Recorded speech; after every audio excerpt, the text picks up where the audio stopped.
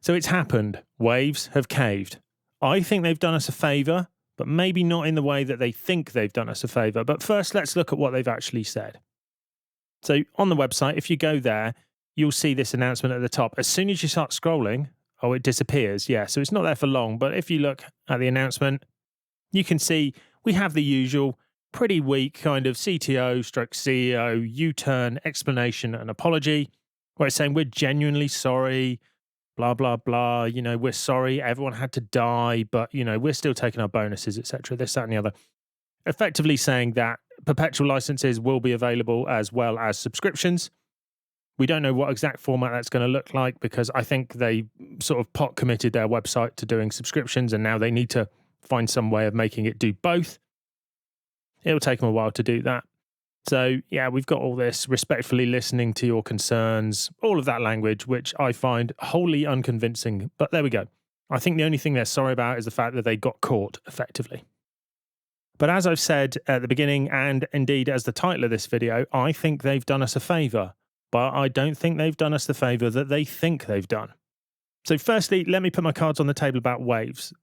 For many years, I've had an affiliate link in my descriptions of all my videos where I get a small amount of money if anybody buys a Waves product through that link. It's not a particularly big earner. I think over the years, I've probably had maybe about £100 from it. But it was nice, you know, and I used it to buy other Waves plugins. As of this video, I will not be having that in there because it's a tacit endorsement of the company. And I don't think that's particularly good, given the fact that I will no longer be buying Waves plugins. If I need to get an update to use the plugins that I want to use, which is 6, maybe 10 of them at a push, then I'll reserve the right to do that, but I will not be buying any new Waves plugins. I feel burned by the way that they've behaved, and I think they've kind of shown their true colours, as it were. But I think they have done us a favour. And when I say us, I'm talking about the people who wouldn't want to subscribe.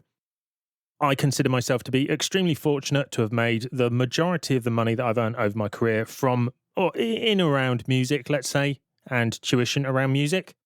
But I know that's not the case for the vast majority of people. So for most people, it's a hobby and possibly an expensive one, which is summed up, I think, best by a Making Music survey answer, which I saw many years ago and stuck in my head.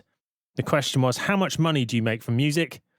And one of the answers was less than I spend. And I think that sums up most people, not everybody. I've been fortunate enough to work with some people who are genuinely world famous, but the vast majority of people I've worked for and with have been hobbyists, amateurs. And I mean that, as I said previously, in the most positive of senses. But this is the way that a lot of technology and software businesses are going. They want to have regular income rather than less predictable, larger one-off sums. So if we take a look at Avid, I used to use Pro Tools in concert and in parallel with Cubase. I stopped doing so once it became a subscription service. I bought Adobe Creative Suite just before it became the subscription service that it is. I used to use Premiere. I still use Photoshop. So I've got a very old version of Photoshop, but it does everything that I need. I'm not going to pay a combined total here of £30 a month to use tools which I don't need to be any better than what I do. My uses are fairly basic. And if needs be, if I could no longer do that, I would use something open source.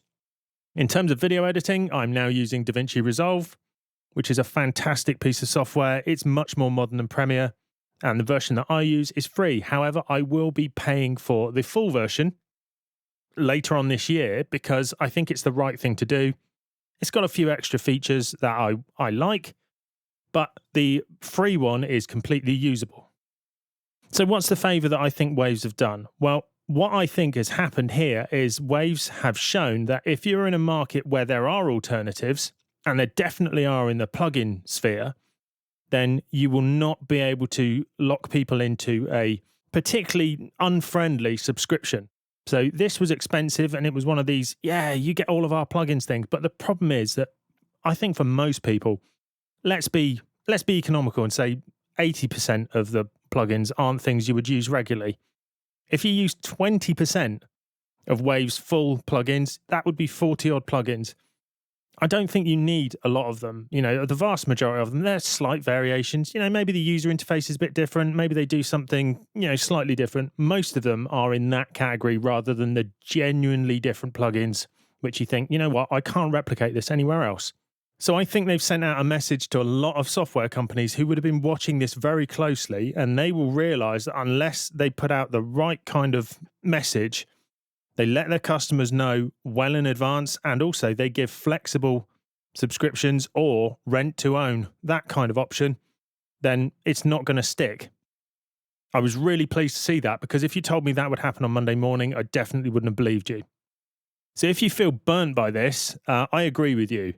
I say my perception of Waves has changed significantly, not in a good way, and I won't be going back to them, even if they create the most amazing plugins ever. Talking of which, there's a link in the description. So this is something that I found on the Cubase forum. So this is someone's spreadsheet, which is a community contributed list of alternative to Waves plugins. Now, I can't vouch for the quality of all of these, because a lot of these are things that I haven't seen, but I'm going to post it because I think this is really interesting, partly because I spent a few hours the other day trying to find an alternative to this particular plugin, the Abbey Road Real ADT, which is one of the ones that I use quite a lot.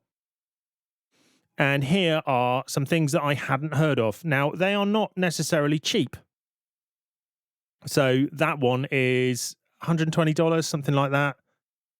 The fixed doubler, you know, again, none of these are free, unfortunately, apart from the Air Windows one, which is sort of an out-of-date Patreon supported plugin, etc. But you can use it and so on.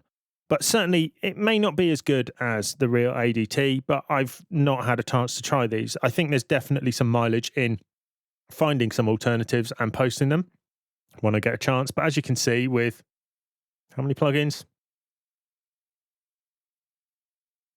The Fable 227 plugins, and maybe 4, often more alternatives for each one.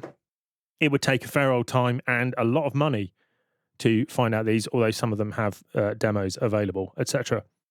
But I thought I'd post that in the description, because if you feel stung by Waves, even if you're not going to have to give them up straight away, you might be thinking, yeah, maybe in a year's time or 2 years' time, when there's an operating system update or something else that means I need to pay for an update because the latest ones are the only ways I can get these running, then you can ease into it using this. So this is pretty useful. And as I say, I'll be looking at these kind of things in the near-ish future.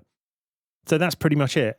As I say, I think Waves actually have done us a favour, but not in the way that they think. They've fallen on their sword to hopefully mean that other software companies will think long and hard about whether or not they want to introduce a subscription model, because if there is an alternative, and often there is in many pieces of software, then you can spend a few days getting into it and then walk away. Certainly that's what I've done with Resolve, and I'm much happier with it.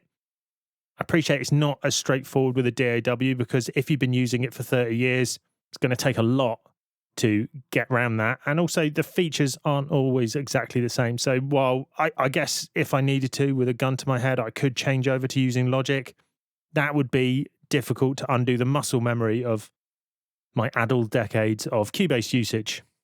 Talking of which, if you're new to the channel, just have a look around before you leave, because I know I had a lot of viewers on the previous Waves video, and hopefully you'll find something useful. And if you do, please, you know, feel free to comment and even subscribe. That would be nice, and watch a few videos. But as ever, I hope you found this useful and positive, and we'll see you again soon for more Music Tech Tuition.